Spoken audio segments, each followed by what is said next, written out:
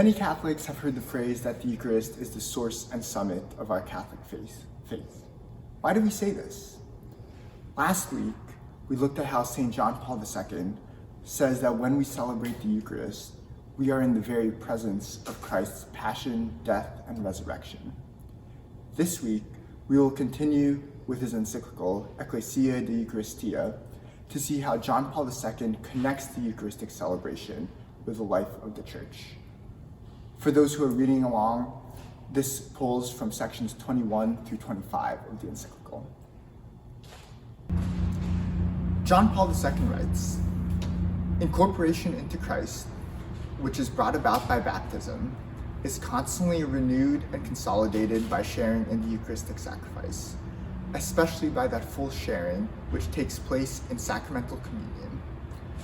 We can say not only that each of us receives Christ, but also that Christ receives each of us. He enters into friendship with us. You are my friends. Indeed, it is because of him that we have life. He who eats me will live because of me." Eucharistic communion brings about in a sublime way the mutual abiding of Christ and each of his followers. Abide in me and I in you. The Eucharist is the source of our faith, not because the Eucharistic liturgy is some magical rite that somehow gives us faith.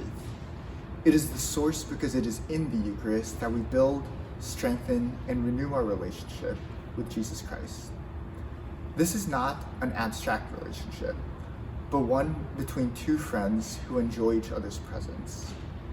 And so John Paul II writes that at the Eucharist we receive Christ, but also Christ receives each of us.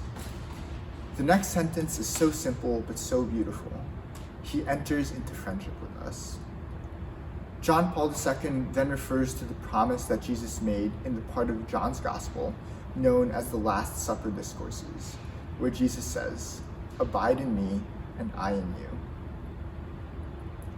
In the next section, John Paul II writes, "Eucharistic communion also confirms the Church in her unity as the body of Christ." St. Paul refers to this unifying power of participation in the banquet of the Eucharist when he writes to the Corinthians, "The bread which we break, is it not a communion in the body of Christ? Because there is one bread, we who are many are one body, for we all partake of the one bread." Our union with Christ, which is a gift and grace for each of us, makes it possible for us, in him, to share in the unity of his body, which is the Church. We discussed how through the Eucharist, we are drawn into this close and intimate relationship with Jesus. This is essential to the life of the Church, because the Church must fundamentally be rooted in that relationship. When the Church focuses on serving the poor, teaching the truth, building community, it must never separate those activities from a relationship with Christ. Otherwise, we become people who like to do nice things, which is good and essential, but not the same as being Christian, a follower of Christ. This is why John Paul II says that Eucharistic communion confirms the Church in her unity as the body of Christ. When we enter into this relationship of Christ abiding in us and we in him, we become united by our common source.